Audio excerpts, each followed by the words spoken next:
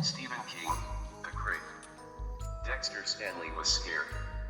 More, he felt as if that central axle that binds us to the state we call sanity were under a greater strain than it had ever been under before. As he pulled up beside Henry Northrup's house on North Campus Avenue that August night, he felt that if he didn't talk to someone, he really would go crazy. There was no one to talk to but Henry Northrup. Dex Stanley was the head of the zoology department, and once might have been university president if he had been better at academic politics. His wife had died 20 years before, and they had been childless. What remained of his own family was all west of the Rockies. He was not good at making friends. Northrup was an exception to that. In some ways, they were two of a kind. Both had been disappointed in the mostly meaningless, but always vicious, game of university politics. 3 years before, Northrup had made his run at the vacant English department chairmanship. He had lost, and one of the reasons had undoubtedly been his wife, Wilma, an abrasive and unpleasant woman. At the few cocktail parties Dex had attended where English people and zoology people could logically mix, it seemed he could always recall the harsh mule bray of her voice, telling some new faculty wife to call me Billy, dear everyone does. Dex made his way across the lawn to Northrup's door at a stumbling run. It was Thursday, and Northrup's unpleasant spouse took 2 classes on Thursday nights. Consequently, it was Dex and Henry's chess night. The two men had been playing chess together for the last 8 years. Dex rang the bell beside the door of his friend's house, leaned on it. The door opened at AST and Northrup was there. Dex, he said. I didn't expect you for another. Dex pushed in past him. Wilma, he said. Is she here? No, she left 15 minutes ago. I was just making myself some chow. Dex, you look awful. They had walked under the hall light, and it illuminated the cheesy pallor of Dex's face and seemed to outline wrinkles as deep and dark as fissures in the earth. Dex was 61, but on a hot August night, he looked more like 90. I ought to. Dex wiped his mouth with the back of his hand. Well, what is it? I'm afraid I'm going crazy, Henry. Or that I've already gone. You want something to eat? Wilma left cold ham. I'd rather have a drink. A big one. All right. 2 men dead, Henry, Dex said abruptly. And I could be blamed. Yes, I can see how I could be blamed. But it wasn't me. It was the crate. And I don't even know what's in there. He uttered a wild laugh. Dead. Northrup said. What is this, Dex? A janitor. I don't know his name. And Garrison. The graduate student. He just happened to be there. In the way of whatever it was. Henry studied Dex's face for a long moment and then said, I'll get us both a drink. He left. Dex wandered into the living room, past the low table where the chess table had already been set up, and stared out the graceful bow window. That thing in his mind, that axle, or whatever it was, did not feel so much in danger of snapping now. Thank God for Henry. Northrup came back with 2 pony glasses choked with ice. Ice from the fridge's automatic ice maker, Stanley thought randomly. Wilma just call me Billy, everyone does. Northrup insisted on all the modern conveniences, and when Wilma insisted on a thing, she did so savagely.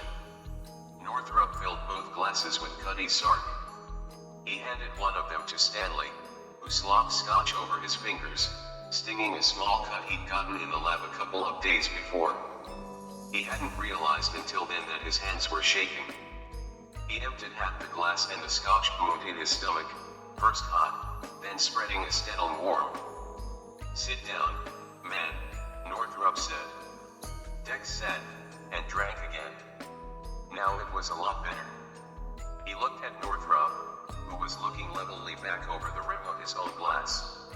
Dex looked away, out at the bloody orb of moon sitting over the rim of the horizon, over the university, which was supposed to be the seat of rationality, the jibe with the matter of the crate. With the screams. With the blood. Men are dead. Northrop said at last. Are you sure they're dead? Yes. The bodies are gone now. At least, I think they are. Even the bones, the teeth, but the blood, you know. No, I don't know anything. You've got to start at the beginning. Stanley took another drink and set his glass down. Of course I do, he said. Yes. It begins just where it ends. With the crate. The janitor found the crate. Dexter Stanley had come into Amberson Hall, sometimes called the old zoology building, that afternoon at 3 o'clock. It was a blaringly hot day, and the campus looked listless and dead, in spite of the twirling sprinklers in front of the fraternity houses and the old front dorms. The old front went back to the turn of the century, but Amberson Hall was much older than that. It was one of the oldest buildings on a university campus that had celebrated its tricentennial 2 years previous. It was a tall brick building, shackled with ivy that seemed to spring out of the earth like green, clutching hands. Its narrow windows were more like gun slits than real windows, and Amberson seemed to frown at the newer buildings with their glass walls and curvy, unorthodox shapes. The new zoology building, Cather Hall, had been completed 8 months before, and the process of transition would probably go on for another 18 months. No one was completely sure what would happen to Amberson then. If the bond issue to build the new gym found favor with the voters, it would probably be demolished.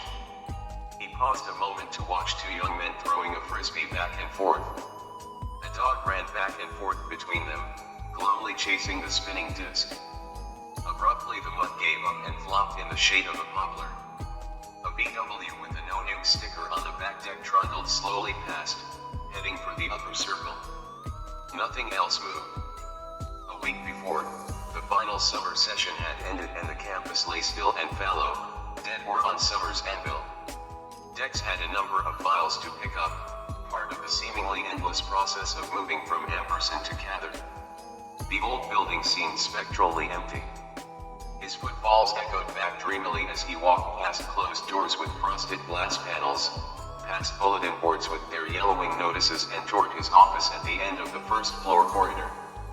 The cloying smell of fresh paint hung in the air. He was almost to his door, and jingling his keys in his pocket, when the janitor popped out of room 6, the big lecture hall, startling him. He grunted, then smiled a little shamefacedly, the way people will when they've gotten a mild zap. You got me that time, he told the janitor. The janitor smiled and twiddled the gigantic key ring clipped to his belt. Sorry, Professor Stanley, he said. I was hoping it was you. Charlie said you'd be in this afternoon. Charlie Gerson is still here. Dex frowned. Gerson was a grad student who was doing an involved and possibly very important paper on negative environmental factors in long-term animal migration. It was a subject that could have a strong impact on area farming practices and pest control. But Gerson was pulling almost 50 hours a week in the gigantic and antiquated basement lab. The new lab complex in Cather would have been exponentially better suited to his purposes, but the new labs would not be fully equipped for another 2 to 4 months, if then. Think he went over the union for a burger, the janitor said. I told him myself to quit a while and go get something to eat. He's been here since 9 this morning. Told him myself. Said he ought to get some food. A man don't live on love alone.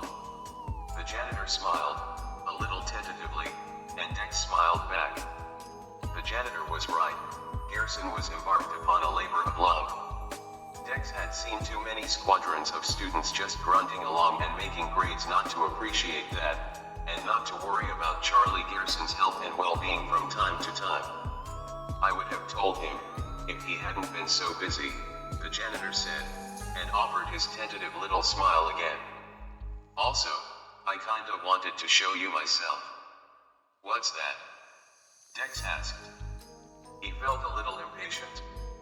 It was chess night with Henry. He wanted to get this taken care of and might still have time for a leisurely meal at the Hancock house. Well, maybe it's nothing, the janitor said. But, well, this building is some old, and we keep tuning things up, don't we? Dex knew. It was like moving out of a house that has been lived in for generations. Hallie, the bright young assistant professor who had been here for 3 years now, had found half a dozen antique clips with small brass balls on the ends. She'd had no idea what the clips, which looked a little bit like spring-loaded wishbones, could be. Dex had been able to tell her. Not so many years after the Civil War, those clips had been used to hold the heads of white mice, who were then operated on without anesthetic. Young Hallie, with her Berkeley education and her bright spill of Farrah Fawcett Major's golden hair, had looked quite revolted. No anti-vivisectionists in those days, Dex had told her jovially. At least not around here. And Hallie had responded with a blank look that probably disguised disgust or maybe even loathing. Dex had put his foot in it again. He had a positive talent for that, it seemed. They had found 60 boxes of the American zoologist in a crawl space, and the attic had been a maze of old equipment and moldering reports. Some of the impediment and no one, not even Dexter Stanley, could identify. In the closet of the old animal pens at the back of the building, Professor Viney had found a complicated journal run with exquisite glass panels. It had been accepted for display at the Museum of Natural Science in Washington. But the finds had been tapering off this summer, and Dex thought Amberson Hall had given up the last of its secrets. "What have you found?" he asked the janitor. "A crate. I found it tucked right under the basement stairs. I didn't open it. It's been nailed shut, anyway." Stanley couldn't believe that anything very interesting could have escaped notice for long, just by being tucked under the stairs. Tens of thousands of people went up and down them every week during the academic year. Most likely the janitor's crate was full of department records dating back 25 years. Or even more prosaic, a box of National Geographics. "I hardly think. It's a real crate," the janitor broke in earnestly. "I mean, my father was a carpenter, and this crate is built tile way he was building them back in the 20s. And he learned from his father. I really doubt if. Also, it's got about 4 inches of dust on it. I wiped some off and there's a date. 1834. That changed things." Stanley looked at his watch and decided he could spare half all hour. In spite of the humid August heat outside, the smooth tile-based throat of the stairway was almost cold.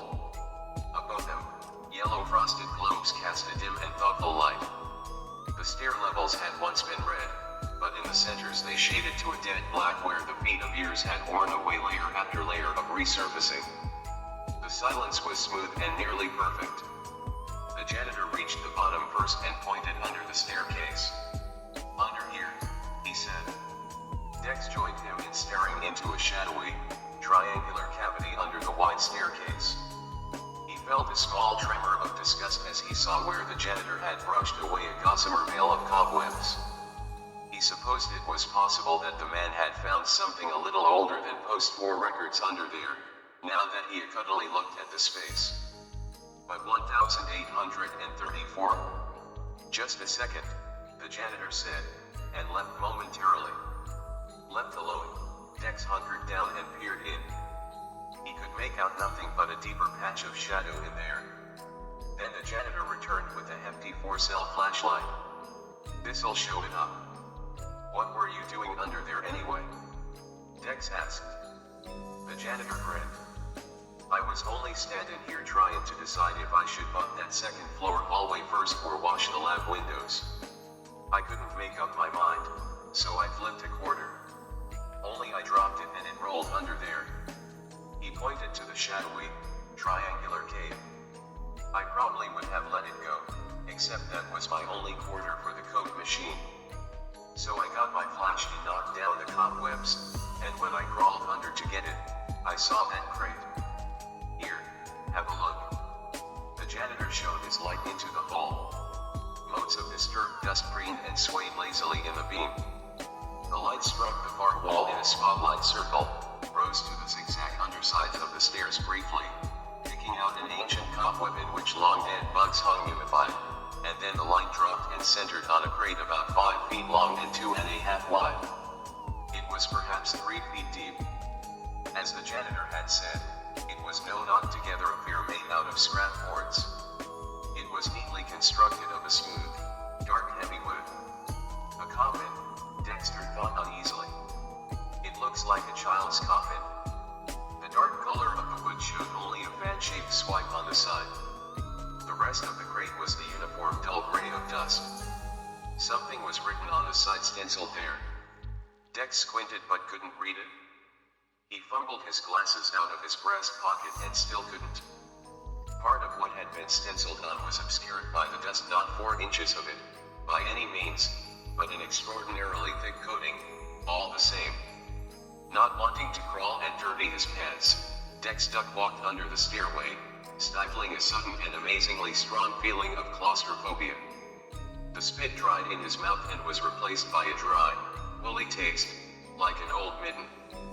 He thought of the generations of students trooping up and down these stairs, all male until 1888, then in coeducational platoons, carrying their books and papers and anatomical drawings, their bright faces and clear eyes, each of them convinced that a useful and exciting future lay ahead. And here, below their feet, the spider spun his eternal snare for the fly and the trundling beetle, and here this crate sat impassively, gathering dust, waiting. A tendril of spider silk brushed across his forehead and he swept it away with a small cry of loathing and an uncharacteristic inner cringe. Not very nice under there, is it? The janitor asked sympathetically, holding his light centered on the crate. God, I hate tight places. Dex didn't reply. He had reached the crate.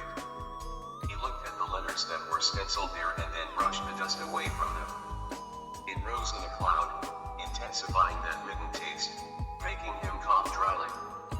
The dust hung in the beam of the janitor's light like old magic, and Dex Stanley read what some long-dead chief of lading had stenciled on this crate. Shipped to Horlicks University, the top line read. By Julia Carpenter, read the middle line. The third line read simply, Arctic Expedition. Below that, someone had written in heavy black charcoal strokes, June 19, 1834. That was the one line the janitor's hand swipe had completely cleared. Arctic Expedition, Dex read again. His heart began to thump. So what do you think? The janitor's voice floated in. Dex grabbed one end and lifted it. Heavy. As he let it settle back with a mild thud, something shifted inside. He did not hear it but felt it through the palms of his hands, as if whatever it was had moved of its own volition. Stupid, of course. It had been an almost liquid feel, as if something not quite gelled had moved sluggishly. Arctic Expedition. Dex felt the excitement of an antiques collector happening upon a neglected armoire with a $25 price tag in the back room of some hip-town junk shop, an armoire that just might be a Chippendale. Help me get it out, he called to the janitor. Working bent over to keep from slamming their heads on the underside of the stairway, sliding the crate along, they got it out and then picked it up by the bottom. Dex had gotten his pants dirty after all, and there were cobwebs in his hair. As they carried it into the old-fashioned, train terminal-sized lab, Dex felt that sensation of shift inside the crate again, and he could see by the expression on the janitor's face that he had felt it as well. They set it on one of the Formica-top lab tables. The next one over was littered with Charlie Garrison stuffed notebooks, graph paper, contour maps, a Texas Instruments calculator. The janitor stood back, wiping his hands on his double-pocket gray shirt, breathing hard. Some heavy mother, he said. That bastard must weigh 200 pounds. You okay, Professor Stanley? Dex barely heard him. He was looking at the end of the box, where there was yet another series of stencils, Paila/Santiago/San Francisco/Chicago/New York/Horlicks. Professor. Paila, Dex muttered, and then said it again, slightly louder. He was seized with an unbelieving kind of excitement that was held in check only by the thought that it might be some sort of hoax. Paula, Dex. Henry Northrup asked. The moon had risen in the sky, turning silver. Paula is a very small island south of Tierra del Fuego, Dex said. Perhaps the smallest island ever inhabited by the race of man. A number of Easter Island-type monoliths were found there just after World War II. Not very interesting compared to their bigger brothers, but every bit as mysterious. The natives of Paella and Tierra del Fuego were Stone Age people. Christian missionaries killed them with kindness. I beg your pardon. It's extremely cold down there. Summer temperatures rarely range above the mid-40s. The missionaries gave them blankets, partly so they would be warm, mostly to cover their sinful nakedness. The blankets were crawling with fleas, and the natives of both islands were wiped out by European diseases for which they had developed no immunities. Mostly by smallpox. Dex drank. The scotch had lent his cheeks some color, but it was hectic and flaring double spots of flush that sat above his cheekbones like rouge. But Tierra del Fuego and this Paella, that's not the Arctic, Dex. It's the Antarctic. It wasn't in 1834, Dex said, setting his glass down, careful in spite of his distraction to put it on the coaster Henry had provided. If Wilma found a ring on one of her end tables, his friend would have hell to pay. The terms subarctic, Antarctic, and Antarctica weren't invented yet. In those days there was only the North Arctic and the South Arctic. Okay. Hell, I made the same kind of mistake. I couldn't figure out why Frisco was on the itinerary as a port of call. Then I realized I was figuring on the Panama Canal, which wasn't built for another 80 years or so. An Arctic expedition. In 1834, Henry asked doubtfully. I haven't had a chance to check the records yet, Dex said, picking up his drink again. But I know from my history that there were Arctic expeditions as early as Francis Drake. None of them made it, that was all. They were convinced they'd find gold, silver, jewels, lost civilizations, God knows what else. The Smithsonian Institution outfitted an attempted exploration of the North Pole in, I think it was 1881 or 82. They all died. A bunch of men from the Explorers Club in London tried for the South Pole in the 1850s. Their ship was sunk by icebergs, but 3 or 4 of them survived. They stayed alive by sucking dew out of their clothes and eating the kelp that caught on their foot, until they were picked up. They lost their teeth, and they claimed to have seen sea monsters. What happened, Dex? Henry asked softly. Stanley looked up. We opened the crate, he said dully. God help us, Henry, we opened the crate. He paused for a long time, it seemed, before beginning to speak again. Paella, the janitor asked. What's that? An island off the tip of South America, Dex said. Never mind. Let's get this open.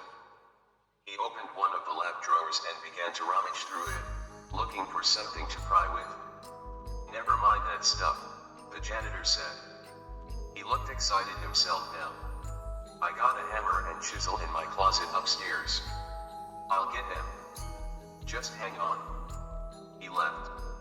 The crate sat on the tables for Formica top, squat and mute. It sits squat and mute, Dex thought, and shivered a little. Where had that thought come from? Some story. The words had a cadenced yet unpleasant sound. He dismissed them. He was good at dismissing the extraneous. He was a scientist. He looked around the lab just to get his eyes off the crate. Except for Charlie's table, it was unnaturally neat and quiet like the rest of the university. White-tiled, subway station walls gleamed freshly under the overhead globes. The globes themselves seemed to be double-caught and submerged in the polished Formica surfaces, like eerie lamps shining from deep quarry water. A huge, old-fashioned slate blackboard dominated the wall opposite the sinks. And cupboards everywhere. It was easy enough, too easy. zoology students, wearing their white coats with the green cuffs, their hairs marcelled or pomaded, doing their dissections and writing their reports. Footfalls clattered on the stairs and Dex shivered, thinking again of the crate sitting there, yes, squat and mute under the stairs for so many years, long after the men who had pushed it under there had died and gone back to dust. Paella, he thought, and then the janitor came back in with a hammer and chisel. "Let me do this for you, Professor," he asked, and Dex was about to refuse when he saw the pleading, hopeful look in the man's eyes. "Of course," he said. After all, it was this man's find. "Probably nothing in here but a bunch of rocks and plants so old they'll turn to dust when you touch him. But it's funny, I'm pretty hot for him." Dex smiled non-committally. He had no idea what was in the crate, but he doubted if it was just plant and rock specimens. There was that slightly liquid shifting sensation when they had moved it.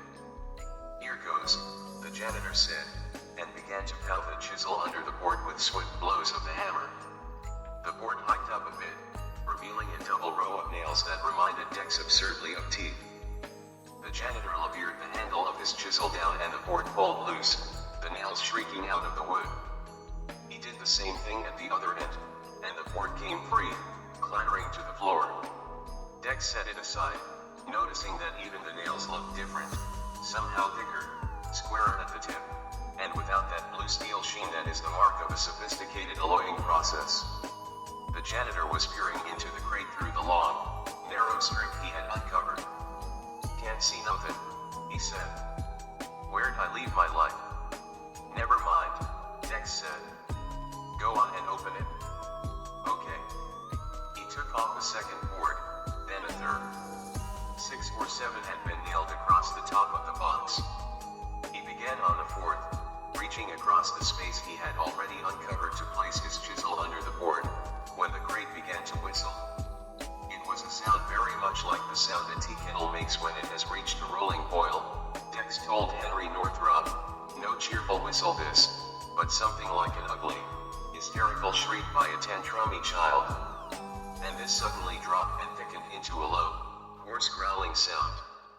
It was not loud, but it had a primitive, savage sound that stood Dex Stanley's hair up on the slant.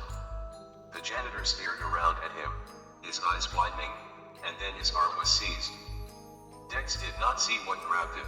His eyes had gone instinctively to the man's face. The janitor screamed, and the sound drove a stiletto of panic into Dex's chest. The thought that came unbidden was, "This is the first time in my life that I've heard a grown man scream what a sheltered life I've led." The janitor, a fairly big guy who weighed maybe 200 pounds, was suddenly yanked powerfully to one side, toward the crate. "Help me!" he screamed. "Oh help Doc, it's got me, it's biting me, it's biting me." Dex told himself to run forward and grab the janitor's free arm, but his feet might as well have been bonded to the floor. The janitor had been pulled into the crate up to his shoulder. That crazed snarling went on and on. The crate slid backwards along the table for a foot or so and then came firmly to rest against a bolted instrument mount. It began to rock back and forth.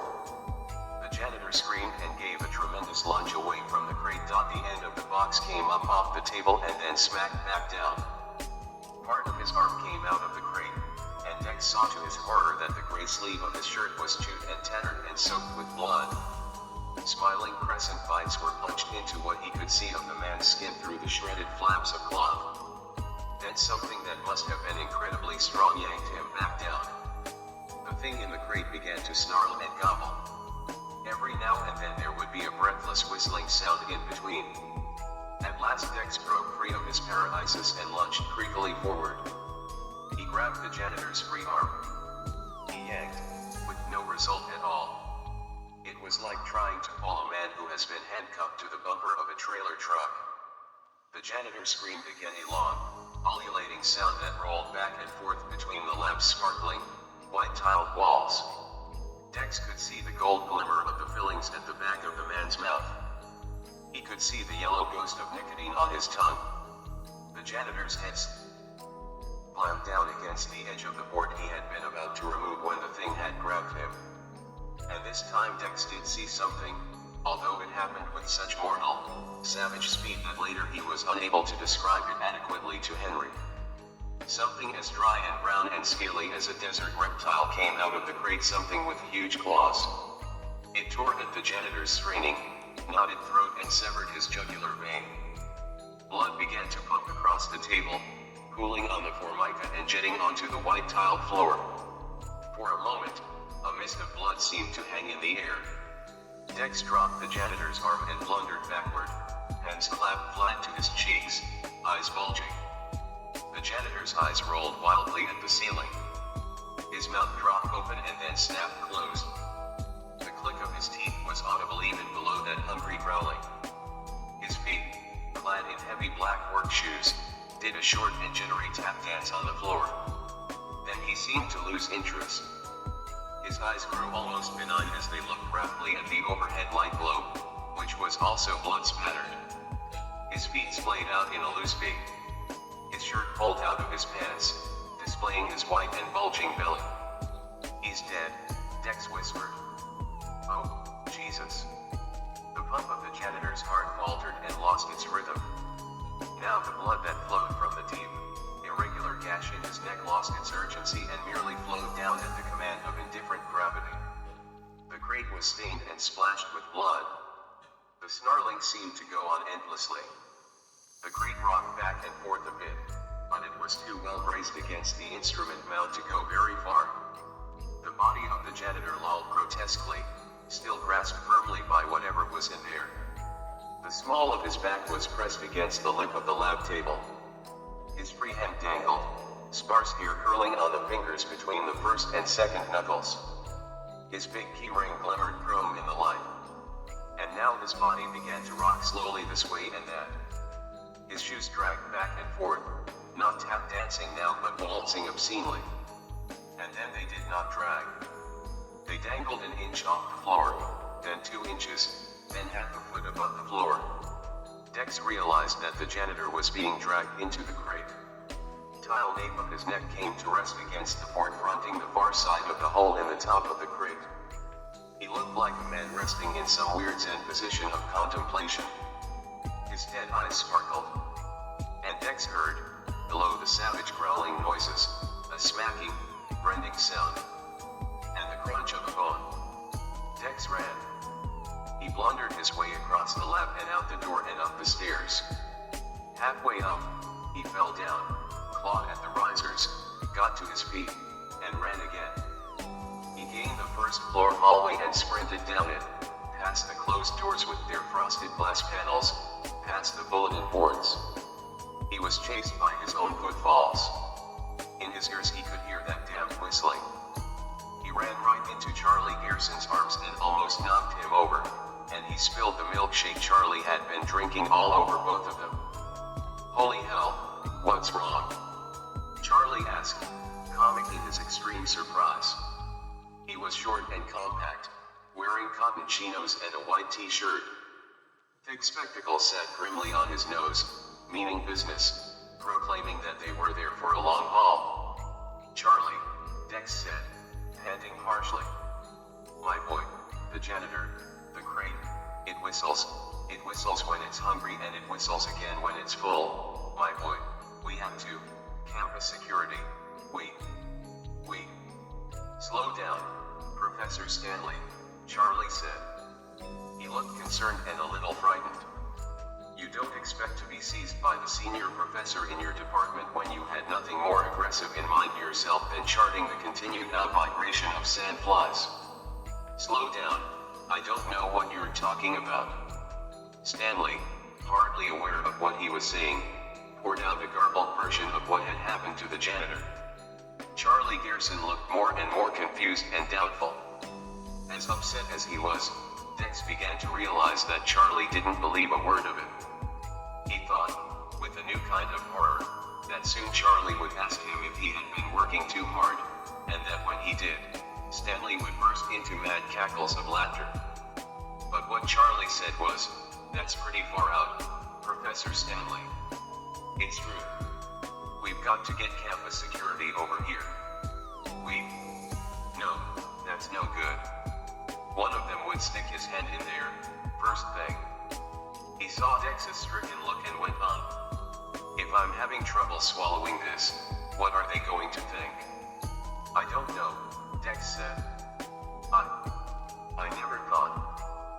They'd think you just came off a hell of a toot and were seeing Tasmanian devils instead of pink elephants, Charlie Gerson said cheerfully, and pushed his glasses up on his pug nose. Besides, from what you say, the responsibility has belonged with Zoe all along, like for 140 years. But he swallowed, and there was a click in his throat as he prepared to voice his worst fear. But it may be out. I doubt that, Charlie said, but didn't elaborate. And in that, Dex saw two things: that Charlie didn't believe a word he had said, and that nothing he could say would dissuade Charlie from going back down there. Henry Northrup glanced at his watch. They had been sitting in the study for a little over an hour. Wilma wouldn't be back for another 2. Plenty of time. Unlike Charlie Gerson, he had passed no judgment at all on the factual basis of Dex's story. But he had known Dex for a longer time than young Gerson had, and he didn't believe his friend exhibited the signs of a man who has suddenly developed a psychosis. What he exhibited was a kind of bug I'd feared, no more horror. Less than you'd expect to see a man who has had an extremely close call with, well, just an extremely close call. He went down, Dex. Yes. He did. You went with him? Yes. Henry shifted position a little. I can understand why he didn't want to get campus security until he had checked the situation himself. But Dex, you knew you were telling the flat-out truth, even if he didn't. Why didn't you call? You believe me? Dex asked. His voice trembled. You believe me, don't you, Henry? Henry considered briefly. The story was mad, no question about that. The implication that there could be something in that box big enough and lively enough to kill a man after some 140 years was mad. He didn't believe it. But this was Dex, and he didn't disbelieve it either. Yes, he said. Thank God for that, Dex said. He groped for his drink. Thank God for that, Henry. It doesn't answer the question, though. Why didn't you call the campus cops? I thought, as much as I did think, that it might not want to come out of the crate, into the bright light. It must have lived in the dark for so long, so very long, and, grotesque as this sounds, I thought it might be pot-bound, or something. I thought, well, he'll see it, he'll see the crate, the janitor's body, he'll see the blood, and then we'd call security. You see. Stanley's eyes pleaded with him to see, and Henry did. He thought that, considering the fact that it had been a snap judgment in a pre-tour situation, that Dex had thought quite clearly. The blood. When the young graduate student saw the blood, he would have been happy to call in the cops. But it didn't work out that way. No. Dex ran a hand through his thinning hair. Why not? Because when we got down there, the body was gone. It was gone. That's right. And the crate was gone, too. When Charlie Gerson saw the blood, his round and good-natured face went very pale. His eyes, already magnified by his thick spectacles, grew even huger. Blood was puddled on the lab table. It had run down one of the table legs. It was pooled on the floor, and beads of it clung to the light globe and to the white tile wall. Yes, there was plenty of blood. But no janitor. No crate. Dex Stanley's jaw dropped. What the fuck? Charlie whispered. Dex saw something then, perhaps the only thing that allowed him to keep his sanity. Already he could feel that central axle trying to pull free. He grabbed Charlie's shoulder and said, Look at the blood on the table. I've seen enough, Charlie said. His Adam's apple rose and fell like an express elevator as he struggled to keep his lunch down. For God's sake, get hold of yourself, Dex said harshly. You're a zoology major. You've seen blood before. It was the voice of authority, For that moment anyway. Charlie did get a hold of himself, and they walked a little closer. The random pools of blood on the table were not as random as they had first appeared. Each had been neatly straight-edged on one side. The crate sat there, Dex said. He felt a little better. The fact that the crate really had been there steadied him a good deal. And look there. He pointed at the floor. Here the blood had been smeared into a wide, thin trail. It swept toward where the two of them stood, a few paces inside the double doors. It faded and faded, petering out altogether about halfway between the lab table and the doors. It was crystal clear to Dex Stanley, and the nervous sweat on his skin went cold and clammy. It had gotten out. It had gotten out and pushed the crate off the table. And then it had pushed the crate, where? Under the stairs, of course. Back under the stairs. Where it had been safe for so long. Where's the... Charlie couldn't finish. Under the stairs, Dex said numbly. It's gone back to where it came from. No. He jerked it out finally. The body. I don't know, Dex said. But he thought he did know. His mind would simply not admit the truth. Charlie turned abruptly and walked back through the doors. Where are you going? Dex called shrilly, and ran after him. Charlie stopped opposite the stairs. The triangular black hole beneath them gaped. The janitor's big 4-cell flashlight still sat on the floor. And beside it was a bloody scrap of gray cloth, and one of the pens that had been clipped to the man's breast pocket. Don't go under there, Charlie. Don't. His heartbeat mounted savagely in his ears, frightening him even more. No, Charlie said. But the body. Charlie hunkered down, grabbed the flashlight, and showed it under the stairs. And the crate was there, shoved up against the far wall, just as it had been before, squat and mute. Except that now it was free of dust and 3 boards had been pried off the top. The light moved and centered on one of the janitor's big, sensible work shoes. Charlie drew breath in a low, harsh gasp. The thick leather of the shoe had been savagely gnawed and chewed. The laces hung, broken, from the eyelets. It looks like somebody put it through a hay baler, he said hoarsely. Now do you believe me? Dex asked.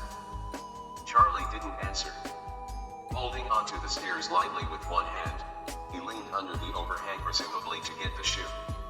Later, sitting in Henry's study, Dex said he could think of only one reason why Charlie would have done that to measure and perhaps categorize the bite of the thing in the crate. He was, after all, a zoologist, and a damn good one. Don't. Dex screamed, and grabbed the back of Charlie's shirt. Suddenly there were 2 green gold eyes glaring over the top of the crate. They were almost exactly the color of owl's eyes, but smaller. There was a harsh, chattering growl of anger. Charlie recoiled, startled, and slammed the back of his head on the underside of the stairs. A shadow moved from the crate toward him at projectile speed. Charlie howled. Dex heard the dry purr of his shirt as it ripped open, the click as Charlie's glasses struck the floor and spun away. Once more Charlie tried to back away. The thing began to snarl, then the snarl suddenly stopped. And Charlie Gerson began to scream in agony. Dex pulled on the back of his white t-shirt with all his might. For a moment Charlie came backwards and he caught a glimpse of a furry, writhing shape spread eagled on the young man's chest, a shape that appeared to have not 4 but 6 legs and the flat bullet head of a young lynx.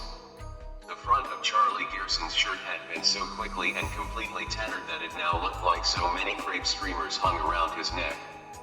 Then the thing raised its head and those small green gold eyes stared balefully into Dex's own. He had never seen or dreamed such savagery. His strength failed. His grip on the back of Charlie's shirt loosened momentarily. A moment was all it took. Charlie Gerson's body was snapped under the stairs with grotesque, cartoonish speed. Silence for a moment. Then the growling, smacking sounds began again. Charlie screamed once more, a long sound of terror and pain that was abruptly cut off, as if something had been clapped over his mouth. Or stuffed into it. Dex fell silent. The moon was high in the sky. Half of his third drink, an almost unheard of phenomenon, was gone, and he felt the reaction setting in as sleepiness and extreme lassitude. What did you do then? Henry asked. What he hadn't done, he knew, was to go to campus security. They wouldn't have listened to such a story and then released him so he could go and tell it again to his friend Henry. I just walked around, in utter shock, I suppose. I ran up the stairs again, just as I had after it took the janitor, only this time there was no Charlie Garrison to run into. I walked miles, I suppose. I think I was mad. I kept thinking about Ryder's Quarry. You know that place? Yes, Henry said.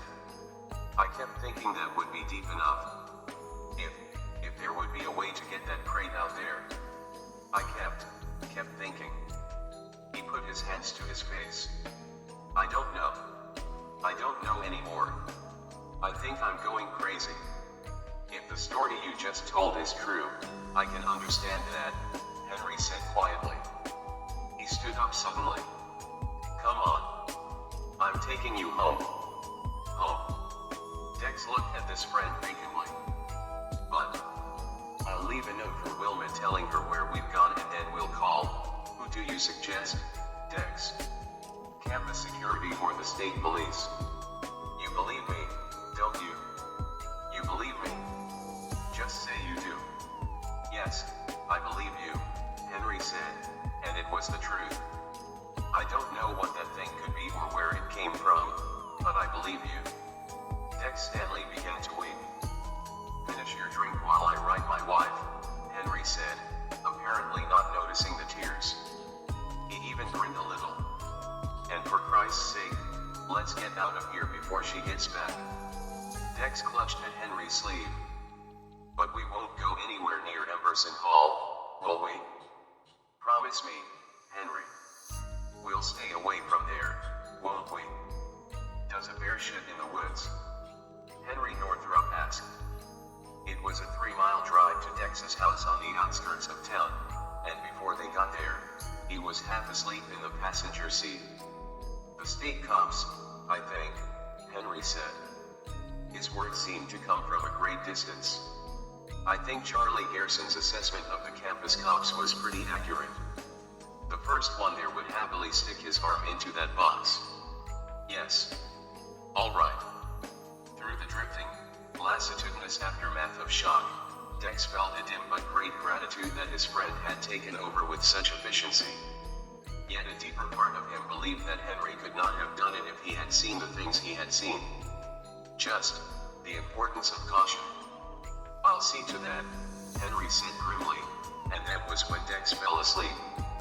He awoke the next morning with August sunshine making crisp patterns on the sheets of his bed. Just a dream, he thought with indescribable relief. All some crazy dream. But there was a taste of scotch in his mouth, scotch and something else. He sat up, and a lance of pain bolted through his head. Not the sort of pain you got from a hangover, though, not even if you were the type to get a hangover from 3 scotches, and he wasn't. He sat up, and there was Henry, sitting across the room. His first thought was that Henry needed a shave. His second was that there was something in Henry's eyes that he had never seen before, something like chips of ice. A ridiculous thought came to Dex. It passed through his mind and was gone. Sniper's eyes. Henry Northrup, whose specialty is the earlier English poets, has got sniper's eyes. How are you feeling, Dex? A slight headache, Dex said. Henry, the police, what happened? The police aren't coming, Northrup said calmly.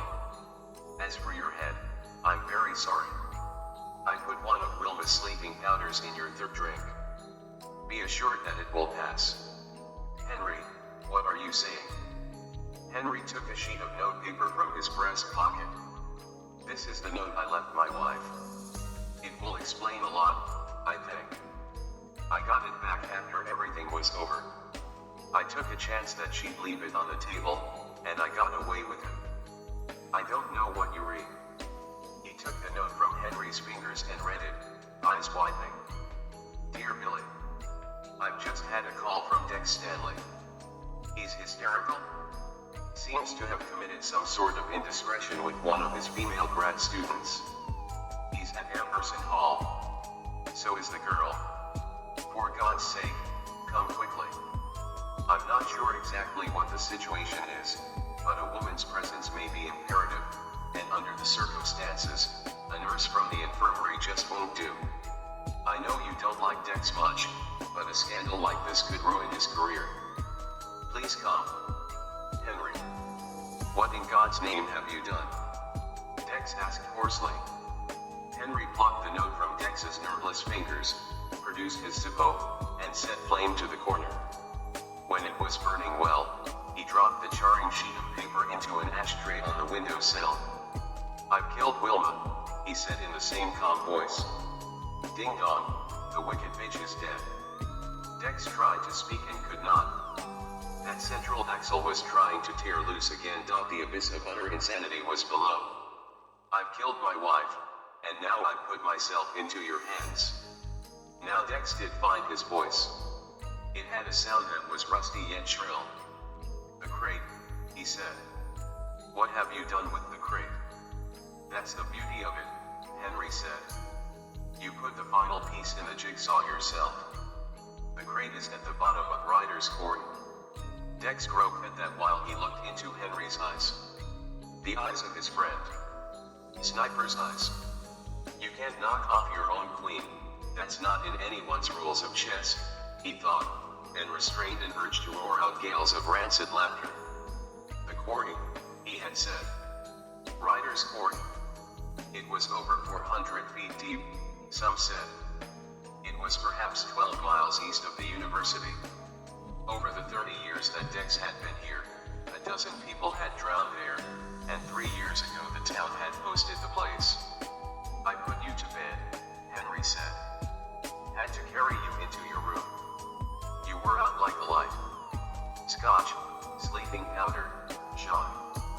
But you were breathing normally and well. Strong heart action. I checked those things. Whatever else you believe, never think I had any intention of hurting you, Dex. It was 15 minutes before Wilma's last class ended, and it would take her another 15 minutes to drive home and another 15 minutes to get over to Amberson Hall. That gave me 45 minutes. I got over to Amberson in 10. It was unlocked. That was enough to settle any doubts I had left. What do you mean? The key ring on the janitor's belt. It went with the janitor. Dex shuddered. If the door had been locked, forgive me, Dex, but if you are going to play for keeps, you ought to cover every base. There was still time enough to get back home ahead of Wilma and burn that note. I went downstairs and I kept as close to the wall going down those stairs as I could, believe me. Henry stepped into the lab and glanced around. It was just as Dex had left it. He slicked his tongue over his dry lips and then wiped his face with his hand. His heart was thudding in his chest. Get hold of yourself, man. One thing at a time. Don't look ahead. The boards the janitor had pried off the crate were still stacked on the lab table. One table over was the scatter of Charlie Gerson's lab notes, never to be completed now. Henry took it all in, and then pulled his own flashlight, the one he always kept in the glove box of his car for emergencies, from his back pocket. If this didn't qualify as an emergency, nothing did. He snapped it on and crossed the lab and went out the door. The light bobbed uneasily in the dark for a moment, and then he trained it on the floor. He didn't want to step on anything he shouldn't. Moving slowly and cautiously, Henry moved around to the side of the stairs and shone the light underneath. His breath paused, and then resumed again, more slowly. Suddenly the tension and fear were gone, and he only felt cold. The crate was under there, just as Dex had said it was. And the janitor's ballpoint pen. And his shoes. And Charlie Gerson's glasses. Henry moved the light from one of these artifacts racks to the next slowly, spotlighting each. Then he glanced at his watch, snapped the flashlight up and jammed it back in his pocket. He had half an hour. There was no time to waste. In the janitor's closet upstairs he found buckets, heavy-duty cleaner, rags, and gloves.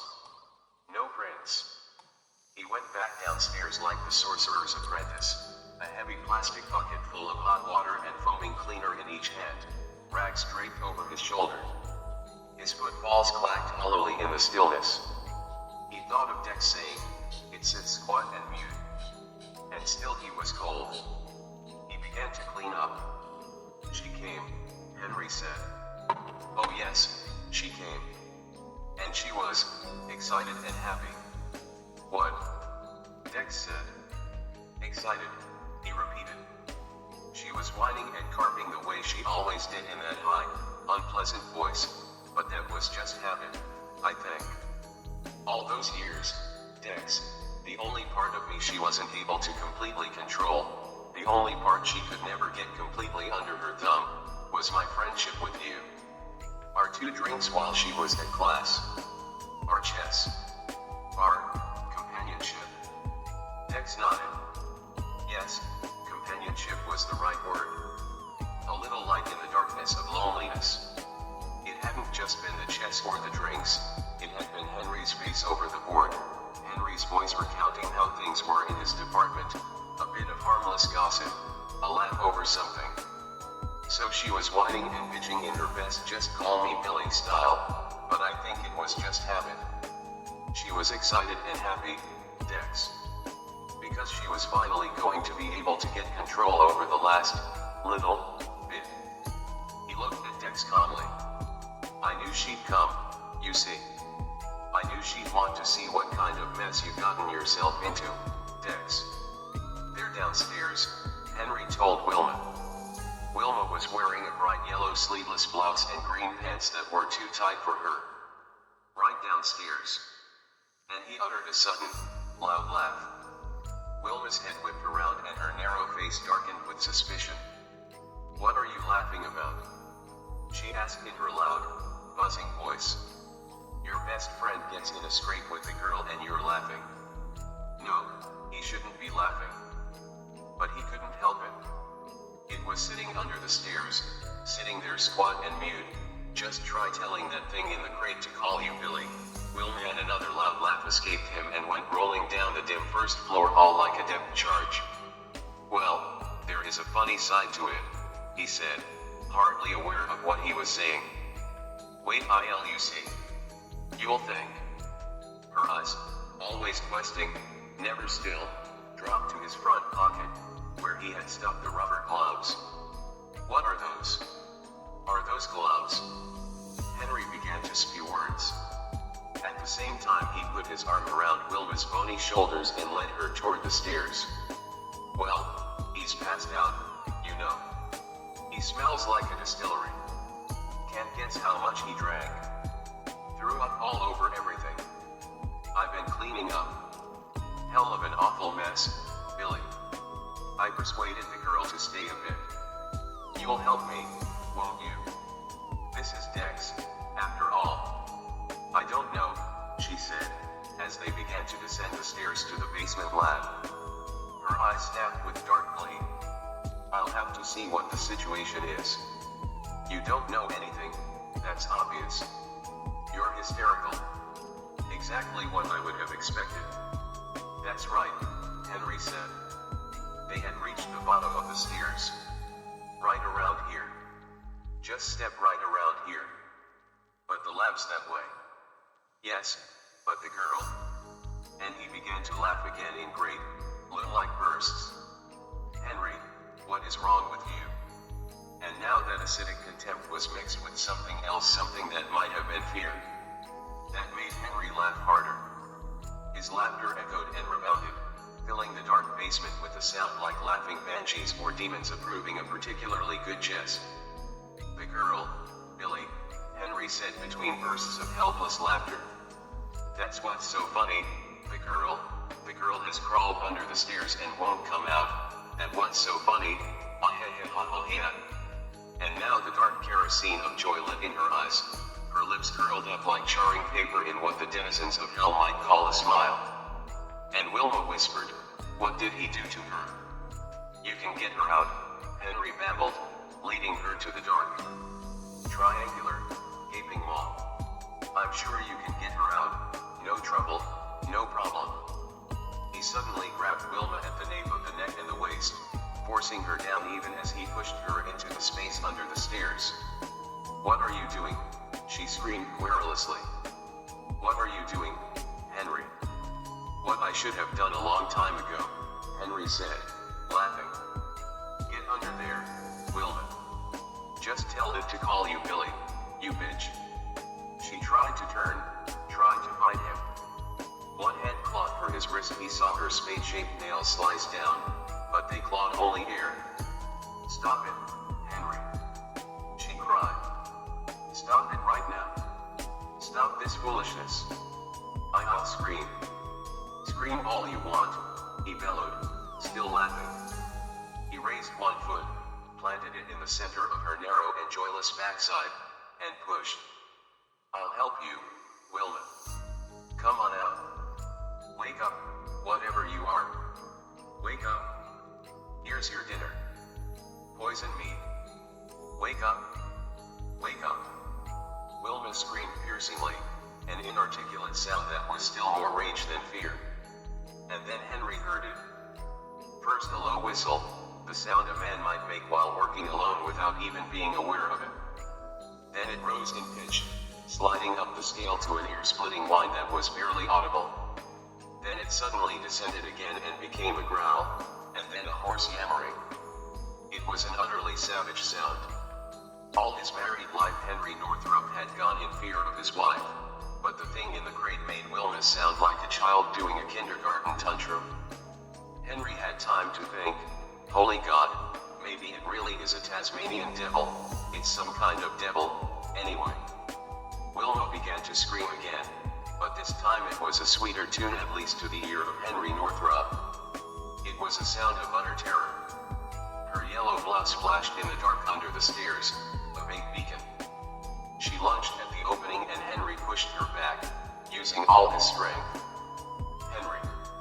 she howled. "Henry!" She came again, head first this time, like a charging bull.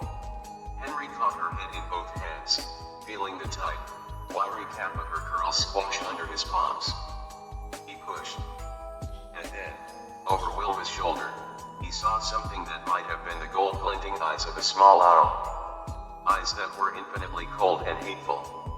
The yammering became louder, reaching a crescendo. And when it struck at Wilma, the vibration running through her body was enough to knock him backwards. He caught one glimpse of her face, her bulging eyes, and then she was dragged back into the darkness. She screamed once more, only once.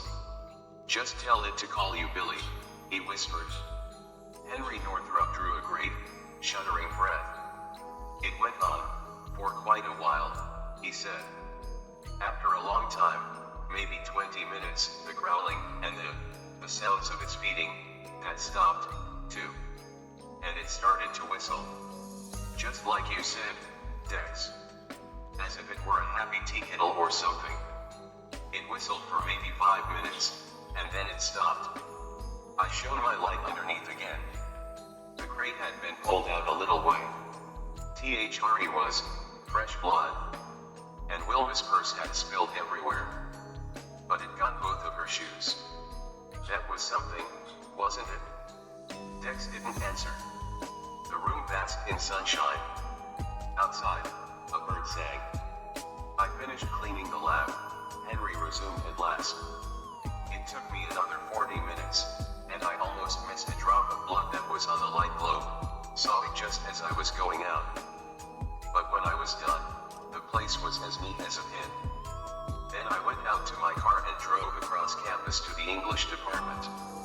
It was getting late, but I didn't feel a bit tired. In fact, Dex, I don't think I ever felt more clear-headed in my life. There was a grate in the basement of the English department.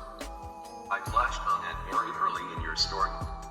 Associating one monster with another, I I suppose. What do you mean? Last year when Badlinger was in England, you remember Badlinger, don't you? Dex nodded. Badlinger was the man who had beaten Henry out for the English department chair, partly because Badlinger's wife was bright, vivacious, and sociable, while Henry's wife was a shrew. Had been a shrew.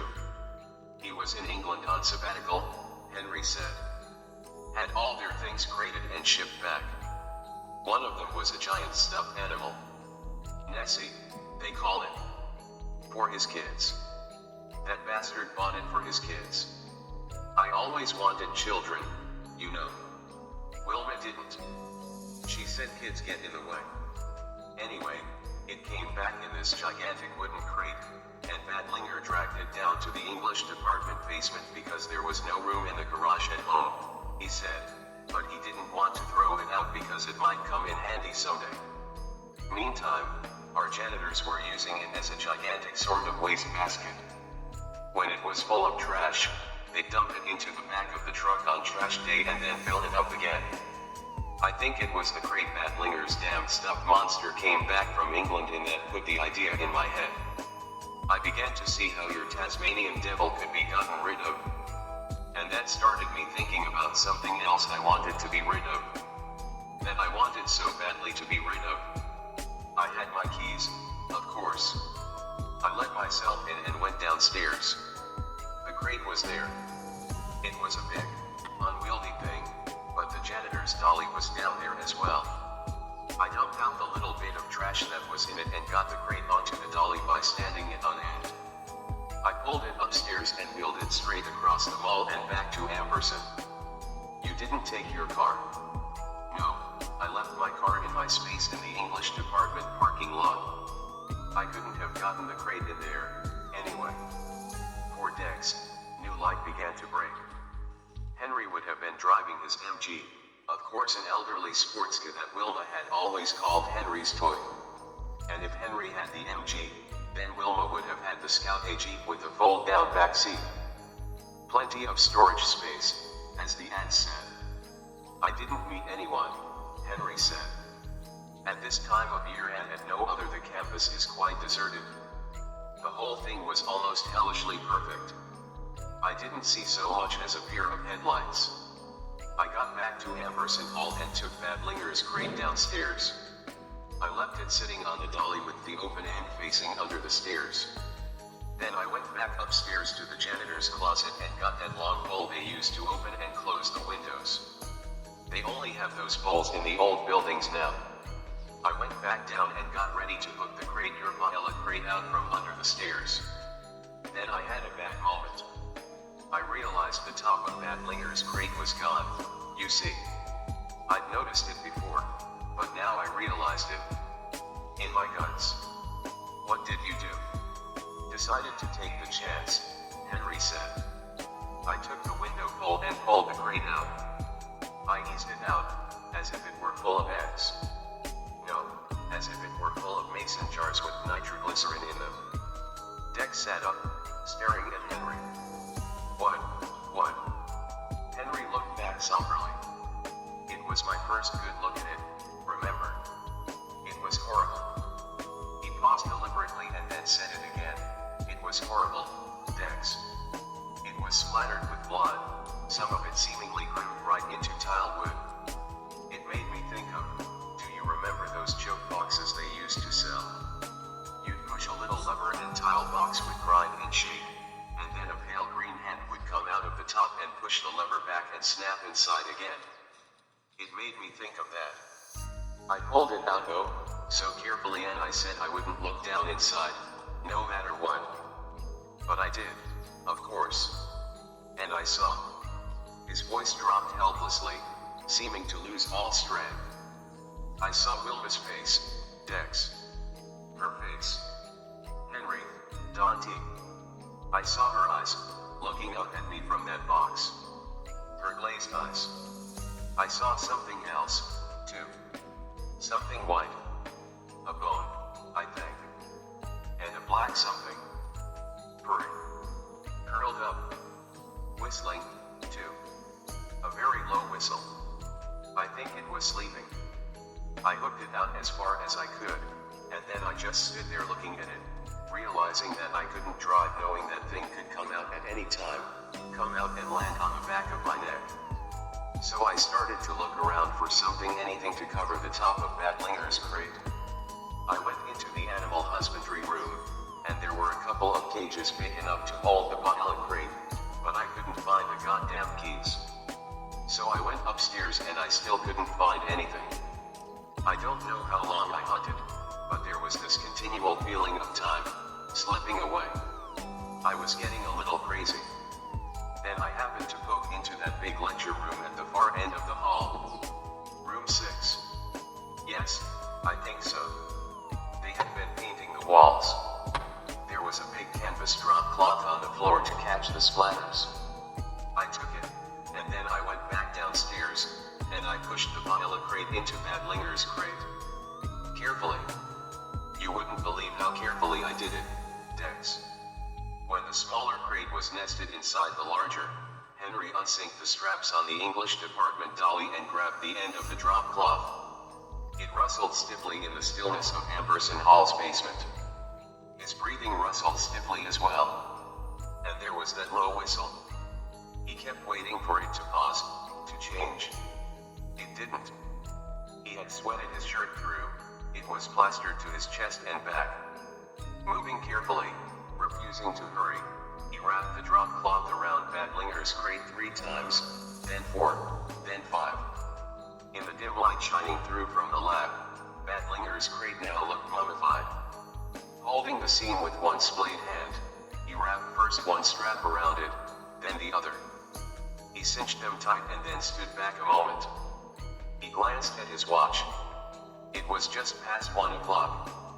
A pulse beat rhythmically at his throat. Moving forward again, wishing absurdly for a cigarette, he had given them up 16 years before. He grabbed the dolly, tilted it back, and began pulling it slowly up the stairs. Outside, the moon watched coldly as he lifted the entire load, dolly and all, into the back of what he had come to think of as Wilma's Jeep, although Wilma had not earned a dime since the day he had married her. It was the biggest lift he had done since he had worked with a moving company in Westbrook as an undergraduate. At the highest point of the lift, a lance of pain seemed to dig into his lower back. And still he slipped it into the back of the Scout as gently as a sleeping baby. He tried to close the back, but it wouldn't go up. The handle of the dolly stuck out 4 inches too far. He drove with the tailgate down, and at every bump and pothole, his heart seemed to stutter. His ears felt for the whistle, waiting for it to escalate into a shrill scream and then descend to a guttural howl of fury, waiting for the hoarse rip of canvas as teeth and claws pulled their way through it. And overhead the moon, a mystic silver disk, rode the sky. I drove out to Ryder's Quarry, Henry went on. There was a chain across the head of the road, but I geared the Scout down and got around. I backed right up to the edge of the water. The moon was still up and I could see its reflection way down in the blackness, like a drowned silver dollar. I went around, but it was a long time before I could bring myself to grab the thing. In a very real way, Dex, it was 3 bodies, the remains of 3 human beings. And I started wondering, where did they go? I saw Wilma's face, but it looked, God help me, it looked all flat, like a Halloween mask. How much of them did it eat, Dex? How much could it eat? And I started to understand what you meant about that central axle pulling loose. It was still whistling. I could hear it, muffled and faint, through that canvas drop cloth. Then I grabbed it and I heaved. I really believe it was do it then or do it never. It came sliding out, and I think maybe it suspected, Dex, because, as the dolly started to tilt down toward the water, it started to growl and yammer again, and the canvas started to ripple and bulge, and I yanked it again. I gave it all I had, so much that I almost fell into the damn quarry myself. And it went in. There was a splash, and then it was gone. Except for a few ripples, it was gone. And then the ripples were gone, too. He fell silent, looking at his hands. And you came here, Dex said. First I went back to Amberson Hall. Cleaned under the stairs. Picked up all of Wilma's things and put them in her purse again. Picked up the janitor's shoe and his pen and your grad student's glasses. Wilma's purse is still on the seat. I parked the car in my driveway. On the way there I threw the rest of the stuff in the river. And then did what? Walked here. Yes. Henry, what if I'd waked up before you got here? Called the police. Henry Northrup said simply, you didn't. They stared at each other, Dex from his bed, Henry from the chair by the window. Speaking in tones so soft as to be nearly inaudible, Henry said, the question is, what happens now? 3 people are going to be reported missing soon. There is no one element to connect all 3. There are no signs of foul play, I saw to that. Badlinger's crate, the dolly, the painter's drop cloth, those things will be reported missing too, presumably. There will be a search. But the weight of the dolly will carry the crate to the bottom of the quarry, and there are really no bodies, are there, Dex? No, Dexter Stanley said. No, I suppose there aren't. But what are you going to do, Dex? What are you going to say? Oh, I could tell a tale, Dex said. And if I told it, I suspect I'd end up in the state mental hospital. Perhaps accused of murdering the janitor and Garrison, if not your wife. No matter how good your cleanup was, a state police forensic unit could find traces of blood on the floor and walls of that laboratory. I believe I'll keep my mouth shut. Thank you, Henry said. Thank you, Dex. Dex thought of that elusive thing Henry had mentioned, companionship. A little light in the darkness. He thought of playing chess perhaps twice a week instead of once. Perhaps even 3 times a week, and if the game was not finished by 10, perhaps playing until midnight if neither of them had any early morning classes, instead of having to put the board away, and, as likely as not, Wilma would just accidentally knock over the pieces while dusting, so that the game would have to be started all over again the following Thursday evening. He thought of his friend, at last free of that other species of Tasmanian devil that killed more slowly but just as surely by heart attack, by stroke, by ulcer, by high blood pressure, yammering, and whistling in the ear all the while. Last of all, he thought of the janitor, casually flicking his quarter, and of the quarter coming down and rolling under the stairs, where a very old horror sat squat and mute, covered with dust and cobwebs, waiting, biding its time. What had Henry said? The whole thing was almost hellishly perfect. No need to thank me, Henry, he said. Henry stood up. If you got dressed, he said, you could run me down to the campus. I could get my MG and go back home and report Wilma missing. Dex thought about it. Henry was inviting him to cross a nearly invisible line, it seemed, from bystander to accomplice. Did he want to cross that line? At last he swung his legs out of bed. All right, Henry.